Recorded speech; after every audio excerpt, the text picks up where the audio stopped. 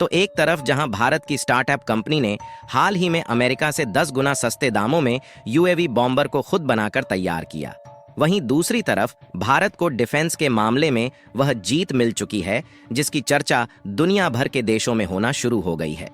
दरअसल भारत ने अब वह मुकाम हासिल कर लिया है जिसे किसी भी देश ने सोचा भी नहीं था।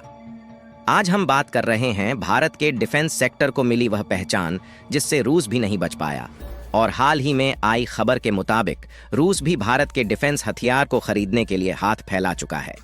यहां तक कि रूस भारत के हथियारों को खरीद भी चुका है, जिसने अमेरिका को भी परेशान करके रख दिया है।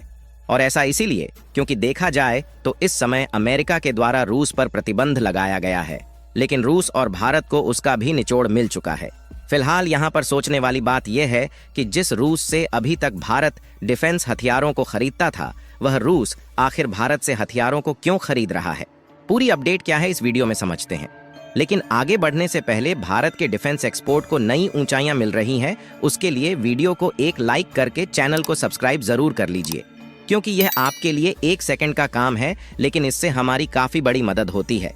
दरअसल यदि आपने पिछले कुछ महीनों की खबरों पर ध्यान दिया हो तो इस समय भारतीय डिफेंस हथियारों को खरीदने की होड़ दुनिया भर के लगभग सभी देशों में मची हुई है।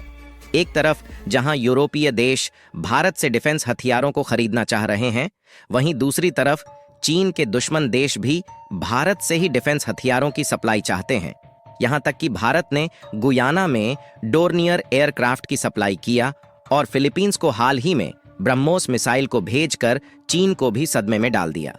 और यह अपने आप में एक बहुत बड़ी खबर है कि रूस भारत से डिफेंस हथियारों को खरीद रहा है, वह भी इसके लिए भारत को सीधे रुपए में पेमेंट किया जा रहा है। सबसे पहले आपको यह बता दें कि इस समय रूस और यूक्रेन के बीच चल रहे युद्ध को लगभग 800 दिन से भी ज्यादा हो चुके हैं,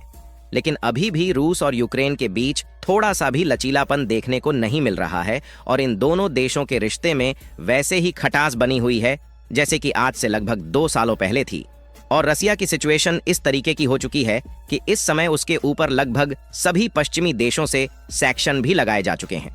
यानी कि सबसे बड़ी बात तो यह है कि रूस यूएस डॉलर में किसी दूसरे देश से आसानी से ट्रेड नहीं कर सकता, इसलिए भारतीय रुपए में ट्रेड किया, जिसमें भारत ने भरपूर मात्रा में कच्चा तेल खरीदने के साथ साथ अन्य आइटम्स को भी इंडियन रुपीस के बदले भारत ने रूस से खरीदा। और अमेरिका को यहीं पर पहली चोट पहुंची, जब अमेरिकी प्रतिबंधों के बावजूद भी भारत और रूस के बीच व्यापारिक संबंध में कोई भी दिक्कत नहीं हुई।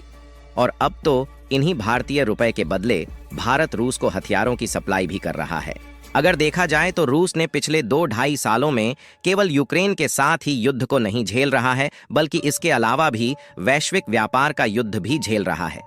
क्योंकि जब से यूक्रेन और रूस के बीच युद्ध शुरू हुआ है, तभी से यूरोप और अमेरिका दोनों की तरफ से रूस पर प्रतिबंध लगाया गया है। लेकिन ऐसी कठिन परिस्थिति में भी रूस खड़ा रहा, क्योंकि वह अपने व्यापार में तनिक भी पीछे नहीं हटा और किसी देश को कच्चा तेल बेचकर तो किसी को कोयला बेचकर और किसी को गोल्ड बेचकर पैसे कमा रहा था। और रूस को यह पैसा कमाने में सबसे ज्यादा मदद की है भारत ने, क्योंकि भारत ने इतनी ज्यादा मात्रा में रूस से कच्चा तेल खरीद के इतिहास के सारे रिकॉर्ड को तोड़ दिया।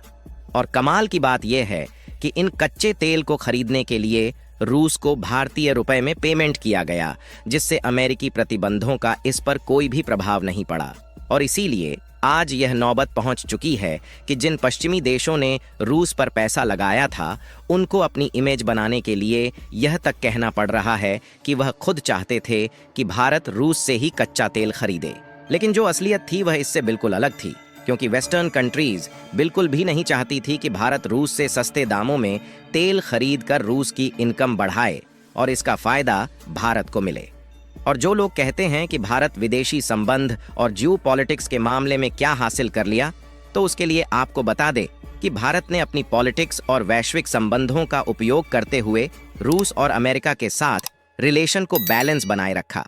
जिससे इतनी सस्ती कीमतों में कच्चा तेल परचेज किया, जिससे दुनिया को हमने महंगाई की मार से बचाया, जो कि अपने आप में एक बहुत बड़ी बात है। अगर आप ध्यान दें तो साल 1990 के दौर में दुनिया भर में महंगाई इसलिए बढ़ी थी क्योंकि उस समय गल्फ वॉर शुरू हो गया था, जिससे कच्चे तेल की कीमत बढ़ने से दुनिया के कई देशों में महंगाई इतनी ज्यादा बढ़ गई कि वहां की इकोनॉमी क्राइसिस की ओर देखी गई और पिछले 2 सालों में भी वही कंडीशन बनी थी, क्योंकि जो रूस दुनिया भर के लगभग सभी देशों में कच्चे तेल को भेजता था, उसी पर प्रतिबंध लगा दिया गया था।